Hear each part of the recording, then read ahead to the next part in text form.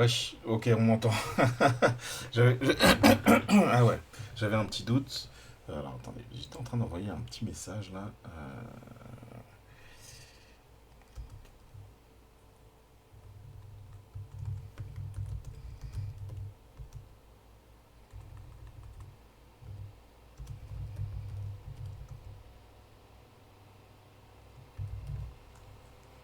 Ok, voilà. Wesh, wesh, yo les gens. Ça va ou quoi? Alors attendez, j'étais pris dans la musique. Et même, j'ai pas mis mon casque, rien. Il a rien qui va. Voilà, je me suis dit là en intro du live, on va se mettre un peu de quartier latin, j'allais dire un peu de Koffi Olomide. C'est vrai, mais c'est pas juste Koffi Olomide. C'est quartier latin parce qu'il y avait un concert récemment là pour les 39 ans du quartier latin. Voilà, c'est de la musique congolaise des années 90. Ça fait plaisir, on se remettra ça en fin de live aussi. Avant ça, on va regarder tout de suite là sans attendre, justement pour faire attendre un peu les gens sur. Ah ouais, vous avez vu, j'ai même pas mis ma lumière de fond là. Généralement, je mets une lumière rouge, mais bon, c'est pas grave, elle est pas indispensable. On va regarder un entretien sur le décrypter l'Afrique par rapport à la mort d'Anissé Kane, qui est un opposant politique à Paul Biya, donc au Cameroun, qui est décédé aujourd'hui, qui est décédé en prison, qui a été mis en détention parce que c'est un opposant politique, parce que Biya avait besoin comment dire, de falsifier une prétendue victoire aux élections là qui ont eu lieu en octobre. Donc voilà, la situation se dégrade au Cameroun. L'étau se resserre, voilà, le système se verrouille davantage qu'il ne l'était déjà. Et donc on va regarder ça avant de passer à la lecture, voilà, qui était le programme de base pour ce soir, qui est la lecture d'un chapitre de Comment vaincre le fascisme de Léon Trotsky. Voilà, histoire de. Parce qu'on continue notre cycle sur le fascisme, voilà, qui est un cycle pas uniquement de lecture, mais pour l'instant on a fait que de la lecture. On a lu du José Carlos Mariátegui, qui était intéressant sur le sujet. Voilà, voilà, voilà. Bon, je vous propose qu'on passe tout de suite voilà, à regarder un peu voilà, le sujet sur la mort d'Anissé Kane.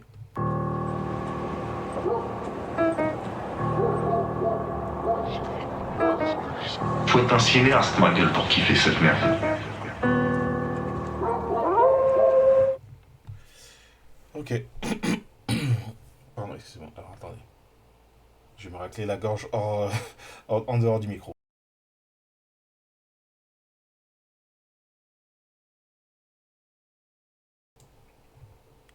Ok, on s'envoie ça. Voilà, j'ai appris ça tout à l'heure, là, ce matin, donc voilà, je suis un peu. Alors, j'avais pas de proximité, que ce soit idéologique ou quoi, avec Anissé Kane, hein, juste, voilà, t'as la mort d'un opposant politique, c'est un peu. Ça, c'est un clou de plus, voilà, contre. Voilà, bref, c'est voilà, le système BIA qui se verrouille, qui reste mortifère. Bref.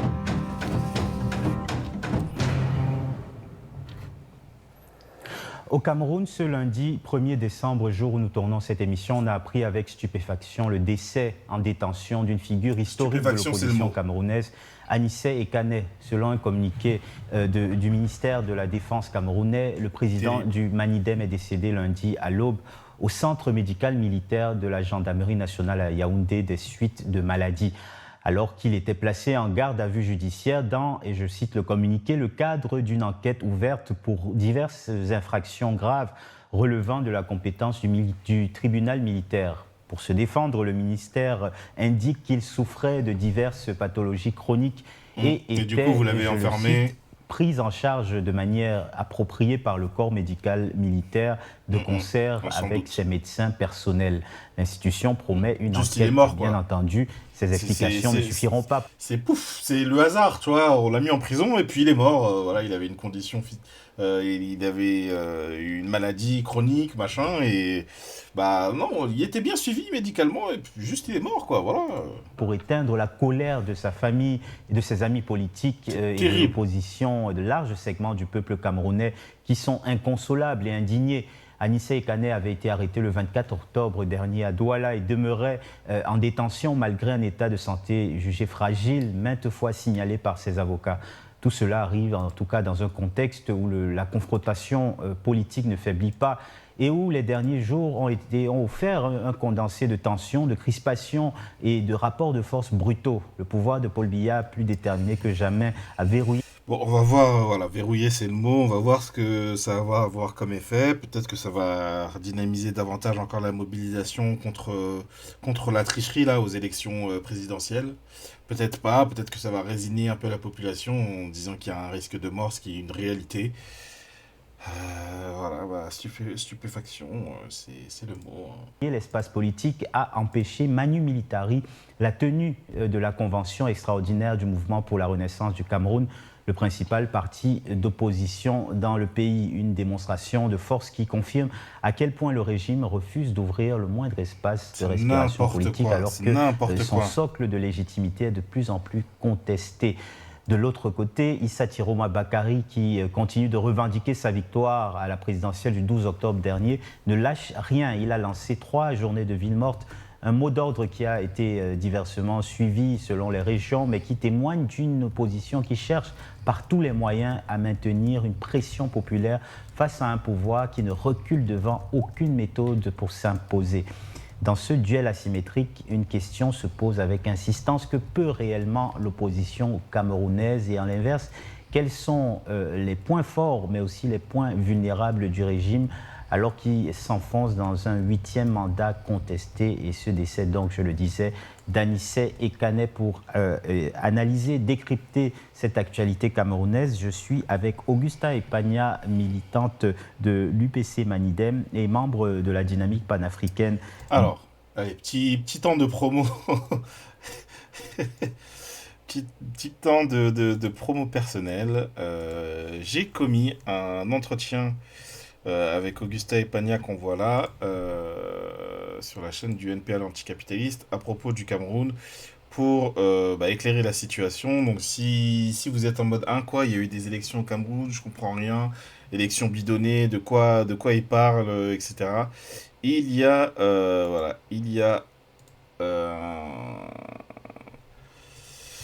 un entretien disponible ici, je vous mets le lien, voilà, si ça vous intéresse. Franchement, c'est 1 heure, ça vaut le coup. Ça vaut vraiment le coup. Ça permet de balayer largement l'histoire du Cameroun et de comprendre comment ce pays en arrive à n'avoir que 2 présidents différents depuis son indépendance, avec un verrouillage, avec un système de tricherie. Bref, vous voyez un peu le délire, quoi. Témoin de terrain de la résistance citoyenne camerounaise. Bonjour Augusta. Bonjour. Également sur ce plateau, Abdelaziz Moundé, journaliste et analyste politique, récemment engagé aux côtés d'Issa Tiroma Bakary et dont la voix forte s'est fait entendre durant cette période électorale et post-électorale. Donc pour éclairer les positionnements, Issa Tiroma Bakary, c'est un ancien ministre, porte-parole du gouvernement de Biya. Voilà, c'est pas un opposant historique, c'est quelqu'un qui a bien mangé dans le système et qui là, il y a quelques mois, s'en est écarté pour porter une candidature dissidente. C'était pas la seule, mais bref, il a porté cette candidature-là, qui est la candidature qui a recueilli le plus de suffrages. Sans doute qu'ils vont revenir là-dessus dans la discussion, peut-être pas. Mais voilà, on est sur un positionnement libéral, quelqu'un qui vient de ce système dictatorial, hein, on parle d'une dictature, voilà. Augusta Epagna, c'est l'UPC Manidem, qui est un parti anticolonialiste, marxiste, qui a mené une lutte armée pour se libérer du joug français, etc. Donc voilà, c'est un héritage beaucoup plus radical. Voilà, et voilà, pour voir la question des positionnements de chacun, chacune, quoi. Merci d'avoir accepté notre invitation et bonjour Abdelaziz. Merci et merci pour l'invitation. Alors, c'est l'information qui a glacé en quelque sorte tout le Cameroun. Et Anissé Ekane est donc mort en détention de surcroît. C'est la fin terrible d'un long engagement politique. Vous avez entendu les explications, Augusta Abdelaziz du ministère. Et pour citer Anissé Ekane, voilà, qui est décédé, l'opposant qui est décédé, c'était un ancien de l'UPC Manidem, c'est-à-dire le même parti. C'est un ancien camarade notamment d'Augusta, mais de ce parti-là. Donc il vient aussi de ce positionnement politique-là, de cet héritage-là, anticolonialiste, révolutionnaire, etc. Qui avait fini par quitter il y a quelques années ce parti-là pour fonder le sien propre, qui avait un peu un nom ressemblant, pareil, Madidem, etc. Mais voilà, il avait repris l'acronyme, mais voilà, je ne connais pas son positionnement politique exact, mais voilà la trajectoire en tout cas du bonhomme. De la défense, est-ce que cette version des faits est acceptable selon vous? Je commence par toi, Augusta. Oui, alors moi déjà je voudrais présenter mes condoléances les plus sincères à toute la famille, y compris quand je dis la famille, c'est bien sûr la famille la plus proche, et aussi bien sûr à toute la famille politique, sa famille, le Manidem, mais au-delà du Manidem, l'ensemble de ceux qui se battent depuis des décennies pour le changement au Cameroun. Oui, c'est une grosse perte parce que notamment dans la dernière période, il s'est investi de façon très entière pour essayer de faire bouger les lignes, y compris en abritant Maurice Kamto. Non mais qu'est-ce que c'est que ce micro, les gens? C'est n'importe... Pourquoi le micro il est là? Pourquoi il pointe vers le bas? Ils ont fait n'importe quoi. Je sais pas s'ils s'en sont rendus compte, s'ils s'en sont rendus compte, on va voir si le micro... je suis désolé, hein, des formations professionnelles, poser des micros-cravates et tout, ma vie quoi. On va voir si le micro bouge pendant l'interview ou s'ils s'en sont rendus compte qu'au montage, quoi. Au Manidem, Bon, pour lui hein, permettre de se présenter aux élections, et puis plus récemment au niveau de l'Union pour le changement, pour effectivement la vérité des urnes. Donc vraiment, et ce malgré ses très gros problèmes de santé où il avait une insuffisance. Un truc que je peux dire sur l'Union pour le changement, là, le parti d'Anissé Ekane, c'est que bon, le favori dans les élections, ça a été Issa Chiroma. Issa Chiroma, c'était pas du tout parti pour être le favori. Au Cameroun, on le qualifie de diable. C'est-à-dire que ça va être intéressant d'ailleurs pour la lecture qui va suivre, mais c'est un diable moins pire que Biya. Voilà, c'est un peu comme ça qu'il est présenté. C'est voilà, il n'y a aucune illusion sur qui il est, qu'est-ce qu'il représente, etc. Mais il y a une nécessité de dégager Biya. Et il y a eu une espèce de consensus, voilà, il y a eu une dynamique autour de sa candidature. Mais avant le début des élections, c'était un autre candidat qui récoltait un peu voilà, un candidat libéral, etc. Dont voilà, où on sentait qu'il y avait, voilà, qu'il y avait une possibilité pour que justement il y ait une dynamique autour de sa candidature. C'est Maurice Kamto, du MRC, j'ai plus la signification de l'acronyme, mais le MRC a été empêché, encore une fois on parle de dictature, hein, le MRC a été empêché de participer aux élections présidentielles sur des motifs fallacieux. Ce qu'a fait Anissé Ekane, c'est qu'il a, enfin sur des motifs fallacieux, on a posé comme condition qu'il fallait avoir un certain nombre d'élus, etc. Ils les avaient pas, parce que je crois qu'ils avaient pas participé aux dernières élections législatives, un truc comme ça. Bref, des trucs administratifs pour bloquer celui que tu veux pas qu'il se présente, Anissé Ekane avait proposé de présenter la candidature de Maurice Kamto au nom de son... Enfin, Anissé Ekane. Le parti d'Anissé Ekane avait proposé proposer la candidature de Maurice Kamto. Voilà. Il voulait s'inscrire dans un truc de changement avec l'idée que le changement est possible. En tout cas, il y a un truc. Il avait le buzz, Maurice Kamto, mais il a quand même pas pu se présenter. Vous savez, c'est une dictature, on change les règles, etc. On en trouve toujours des moyens de bloquer qui on veut bloquer. Mais voilà, pour situer un peu, pour en dire quelque chose, quoi. Respiratoire majeur, en fait à 20-30% à peu près de ses capacités. Et là, moi je le dis sans embâche, et sans aucune fioriture, pour moi c'est un assassinat politique.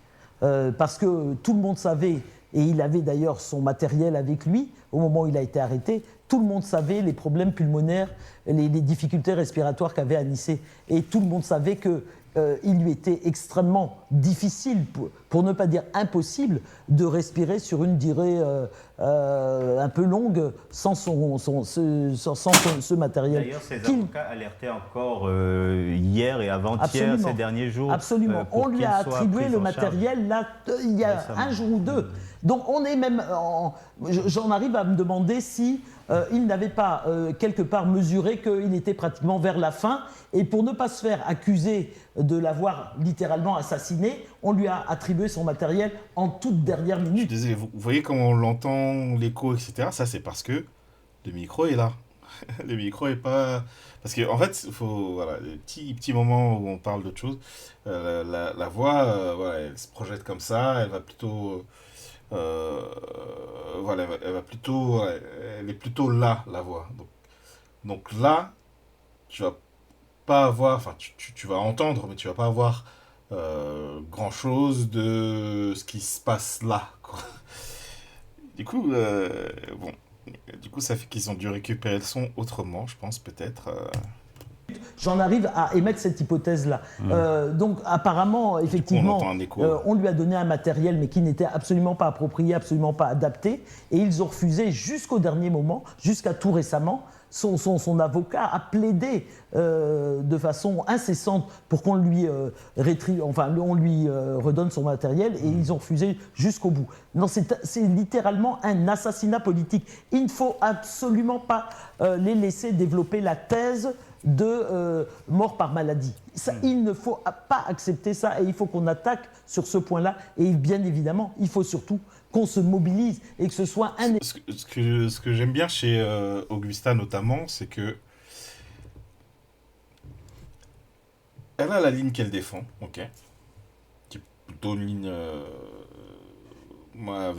de laquelle je vais me sentir proche, mais elle est capable de... Elle est pas dans un truc sectaire, elle est pas dans un truc partisan, voilà. Elle défend son projet, mais elle est capable de reconnaître qui fait quoi, qui dit quoi, etc. Et c'est pas parce qu'elle est en profond désaccord avec tel projet politique qu'elle va le présenter de manière mensongère, ou, vous voyez... attendez, j'ai envie de gérer... Voilà, je vais gérer le blabla. Est-ce que ce serait pas ça? Oui, c'est ça. Et en fait, ça doit être là. Ouais, c'est un peu n'importe quoi, là. Ouais, ok, c'est mieux. Attendez, je gère mon stream en même temps. Voilà. Ah, ok, c'est mieux. Donc voilà, je trouve qu'il y a une honnêteté intellectuelle qui est vraiment louable, parce qu'elle présente de manière, oui, sincère, honnête, authentique, qui fait quoi, qui dit quoi, etc.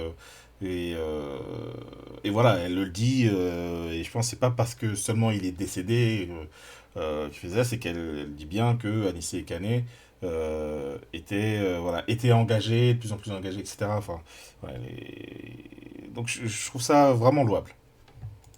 éléments supplémentaires pour se mobiliser de toutes les manières possibles et dans la continuité de la dynamique qui est engagée depuis les élections. Assassinat politique, Abdelaziz, tu reprends ce terme et c'est cette conception que cette mort d'Anissé Ekane est évidemment liée à la brutalité aussi de ce régime.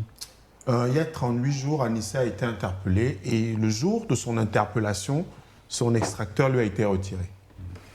De manière très claire. C'est-à-dire que vous avez les droits de la défense, généralement, hein, quand on vous interpelle, on vous signifie vos droits et on vous dit pourquoi vous êtes interpellé. Ce n'était pas le cas pour lui.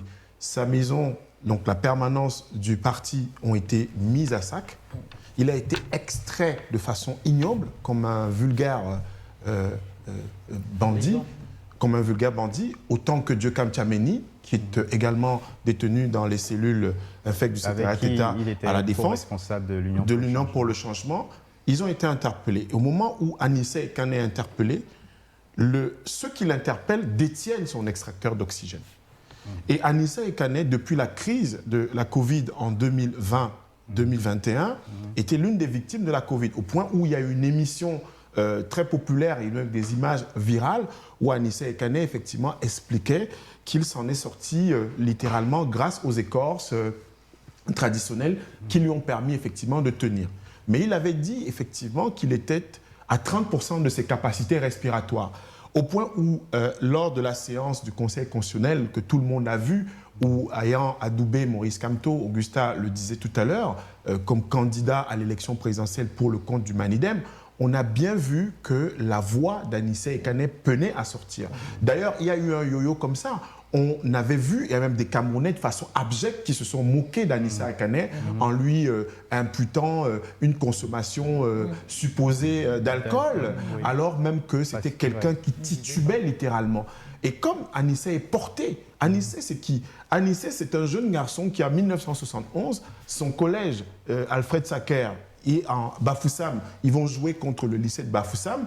Et puis, vous savez comment le régime exerçait une terreur à l'époque, effectivement, avec leurs compagnons français. Pour exécuter Wandie, on a fait venir les populations, y compris des jeunes. Et Anissé Ekane a assisté ce jour-là, en 1971, en janvier 1971, à l'exécution d'Ernest Wandie. De là naissent un certain nombre d'inspirations, de motivations pour quelqu'un qui, dans les années 70, est venu en France, puisqu'il vient en France pour se former, et il va être étudiant en France au sein de l'UNEC. J'allais dire, effectivement, avant de revenir sur son engagement politique, j'allais dire que Anissé Ekane fait partie de ces Camerounais, ces Africains qui sont portés, dont le souffle et l'oxygène, ce n'est même pas simplement quelque chose de naturel, c'est quelque chose, ce sont des gens qui sont portés, et c'est d'ailleurs pour ça que Anissé a pu tenir. Et on savait que Anissé est ce type-là. On savait qu'Anissé a cette cuirasse-là, mais malheureusement, ce sont les lois de la nature. C'est-à-dire que vous arrivez, le colonel qui est bien connu, un officier supérieur de l'armée, qui est bien connu, qui lui a retiré son matériel, a refusé de lui donner son matériel. Ce sont des médecins après la mort. C'est-à-dire que le communiqué du ministre de la Défense qui arrive aujourd'hui sur le tard pour nous dire qu'il va avoir une enquête, à quel moment on fait une enquête ? Quand quelqu'un, avec des plaidoyers, les avocats ont fait des plaidoyers, l'opinion s'est mobilisée, mais à aucun moment, on a restitué à Anissé son extracteur d'oxygène. Pourquoi on le détenait et en même temps on l'amenait au centre médical de la gendarmerie? C'était pourquoi? Le problème médical d'Anissé est connu. Et il avait besoin pour cela de son extracteur d'oxygène, qui est une sorte de supplétif pour qu'il puisse fonctionner normalement. Sachant de surcroît que son incarcération reposait sur des motifs assez douteux, tu voulais rajouter quelque chose? Oui, je voulais rajouter par rapport à le début de biographie que traçait Abdelaziz, c'est le fait que nous on s'est retrouvés vers le début des années 70 à l'UNEC, l'Union nationale des étudiants du Cameroun, et vraiment c'était quelqu'un d'extrêmement fougueux qui a été à la tête de la section de Lille, puisque c'est là-bas qu'il a étudié, et ensuite on s'est retrouvé au Manifeste national pour l'instauration de la démocratie, Manidem également, mais pas le même, et ensuite à l'UPC bien évidemment, dont il a été porte-parole jusqu'au milieu des années 90, quoi. Et vraiment c'était quelqu'un d'extrêmement investi, de totalement porté par la cause, quoi, porté par la cause jusqu'au bout. Justement, parlons alors de son engagement. C'est d'abord un homme qui a été marqué très jeune par ce qu'on pourrait considérer comme le dernier épisode de la guerre d'indépendance du Cameroun. Et il le disait lui-même dans des entretiens auxquels il a participé. Il parlait de son engagement politique. J'aimerais qu'on l'écoute. Qu'est-ce qui vous motive à... C'est terrible. Hein. Et j'ai un diplôme dont je suis fier. Lequel? Je suis diplômé de l'école supérieure de l'école de l'UPC et du Manidem. Une école où j'ai fait mes premières armes politiques en clandestinité. Mon maître de stage, c'était Moukoko Priso et Samuel Makiti. Voilà, ça c'est mon diplôme dont je suis le plus fier. C'est là qu'est arrivée ma conscience politique, déclenchée par ma présence à l'assassinat par fusillade le 15 janvier 1971 d'Ernest Ouandjé devant une foule médusée,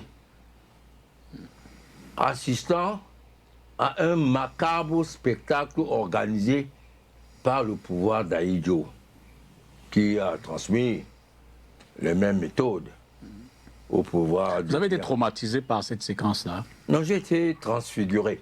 D'accord. C'est-à-dire que, comme disent dans les églises réveillées, je suis né de nouveau.